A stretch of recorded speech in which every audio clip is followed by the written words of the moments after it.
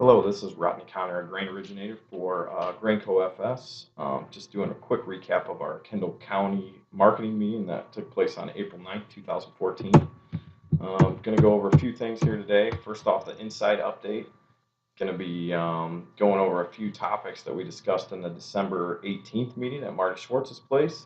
Going to do a little basis contract 101 and finish up with if it's a good idea to do hedges or cash grain for your 2014 corn and soybean crop. Quick update on the inside corn. Looks like Agrivisor as of today was $4.95 net futures. That's 40% sold. Doan at $4.97, 30% sold. And then Pro Farmer $4.99 at 30% sold. You can see that top chart there is the futures position for each one of those advisors, and then the bottom half is percent sold, so you can see where Agrivisor is the yellow line on the bottom. A couple weeks back they went to 40% sold and have been holding tight there. So you can find all these charts at www.graininsight.com. Click on performance and we'll keep you up to date. Soybeans, 2014 Agrivisor 1177, 49% sold. Doan 1192, 35% sold. Pro Farmer 1201, 20% sold, 24% sold. So you can see where they're taking advantage of this recent run in both corn and soybeans and getting after it. Couple things I want to go over is first, these are futures prices only. So keep that in mind. Every one of these prices that you see, we're going to have to set basis on down the road, which may be positive or negative depending on when you're going to deliver it. You paid 10 cents to do this contract. That is not reflected in that futures price, so that's going to come off of that price as well. Latest updates, get those at graininsight.com. Those are updated every Tuesday. So click on performance and you can see exactly where you're at. If you're signed up for Grain Insight through me, you absolutely should be getting an email or an automated voicemail after every single trade they make. So if you haven't heard anything from our Grain Insight team, then something's messed up. So give me a call and we can get that straightened out. And then as always, call me anytime. My number is, my phone's always on. If you have any questions about any contracts that you have through me, don't hesitate to give me a shout at any time. The other thing, there's always some confusion around this, and I can talk to any single person on your situation, but these futures only contracts, even though they're written December and November futures, they can be used for delivery anytime from harvest through September of 2015 to pretty much any location. So we're going to watch who has the best basis and where it makes sense for that grain to flow and take advantage of that down the road. So one thing I promised with these meetings is we were going to look back at strategies that we've done in the past. This can be pretty humbling for anybody that stands up and puts some slides together on the futures market. You're only right until you're wrong in this business. So, but anyway, that's the thing about these meetings is I want really people to be able to look at strategies, whether they decide to do them or not that day. Look back at them and see how they would have worked. So first up.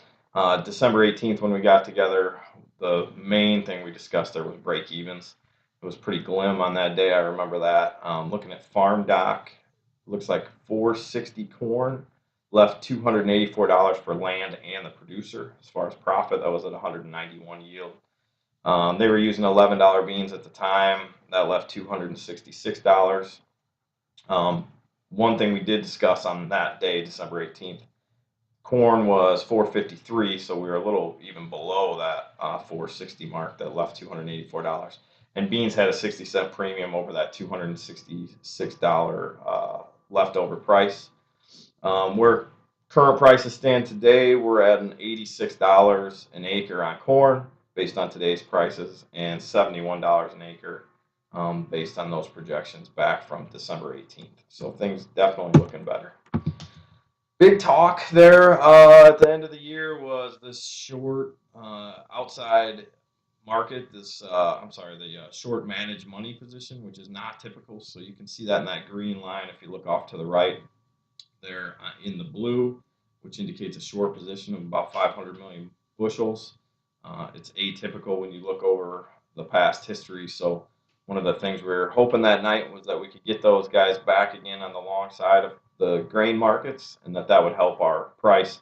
We were actually targeting either right at the end of the year or right at the beginning of the year to see some rebalancing of those positions.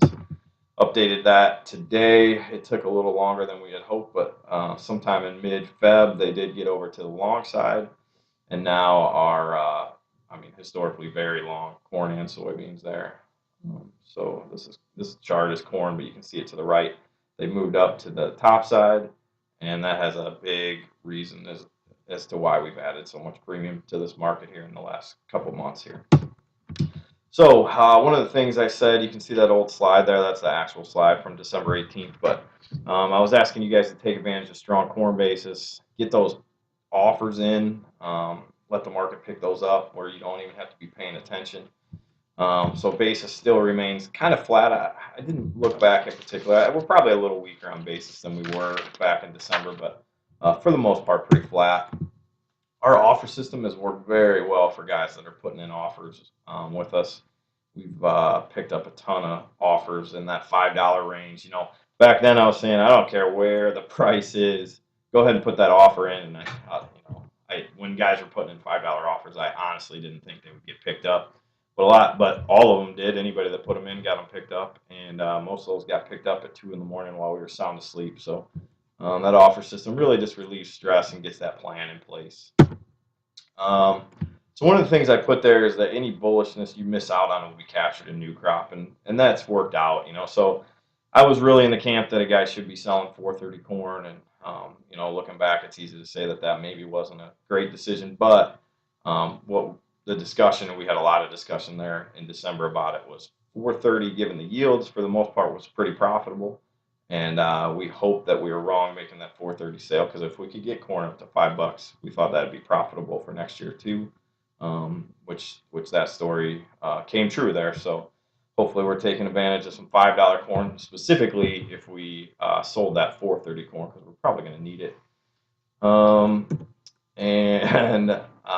I did put a part number 4 on that slide. I'm afraid spring prices will be ugly. Well, I missed that, obviously. I'm going to stand by that, though. I still think once we get this crop in the ground, I think, basis could be really ugly. I think we have a third of the crop still left to move, or maybe even half the crop left to move in a short window of time, especially given the fact that you guys are going to be busy in the fields here. So I'm going to stand by that ugly spring prices. We just haven't seen it yet. Soybeans, new crop corn made up for those early sales again. So that was the discussion. I wanted you guys to get, take advantage of that 1160 new crop soybeans. It felt like it was paying the bills, and at the time, 460 corn probably was not paying the bills, or 450 corn. So I was saying, hey, from a risk management standpoint, please hedge those 1160 beans. And if you're wrong, we'll likely see $5 corn. So we have seen that. Harvest basis still firm at 15 under, which is historically really good, a couple cents better than what I had on the chart there back in December. And then inverse, you see that on that slide. So we were really preaching a lot about basis contracts and how that inverse is something that the farmers should be taking advantage of. So this is an actual slide from that day. We were 1335 cash soybeans. That was 11 over Jan, I believe, at the time, which was the equivalent of 21 over March, 36 over May, and 48 over July. So for those of you that did not think 1335 was a good price and were going to hold on to those beans, I highly recommended a basis contract. So if you did not do a basis contract and still had those beans, you'd be 1493 cash today, which obviously that was a great decision. But I want to compare that to if you would have done a basis contract. If a guy would have locked in a basis contract at 36 over May, today he'd be 1532 cash. So added, what's that, 39 cents to that 1493. Fantastic sale. If we would have done 48 over the July, just due to the spreads, the way those have affected May has been up more than July since then. But you'd still have 1521 if you'd have chosen that July option. And just want to remind everybody, we are still inverted. So if there are some beans hanging out there and you don't want to sell them, I still think this basis contract would be the way to go, and I would we'd love to talk through anybody individually on how to use that tool. So one of the things we talked about for guys that were looking for a little bit of upside was a min-max contract for that November futures month. We're going to buy an 1140 put, sell a 1260 call. That would have been a 29 investment that day, giving you a net minimum of 1111.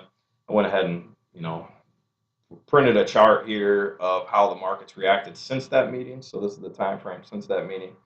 If a guy had done that, he would have felt really good in January and February. Would have been pretty happy with that 1111 sale. That was working out well. In fact, he would have wished he'd done more. Since then, we've went higher. Anybody who has the strategy on has been able to take advantage of that. We're well inside that 1260 maximum price.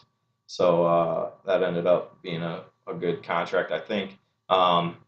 As always with the minimum price contract, you would be absolutely better if you had done nothing at all, when the market goes up. So you do have this 29-cent investment, but man, it made you feel pretty good there for a couple months. So, still 40 cents worth of upside there. And really right now, if a guy thought this was the time to be cashing out, we could roll up that put and essentially guarantee you 1170 minimum price, which is 60 cents better than we were before, and leave another 30 or 40 cents worth of upside. So looks like that worked out well.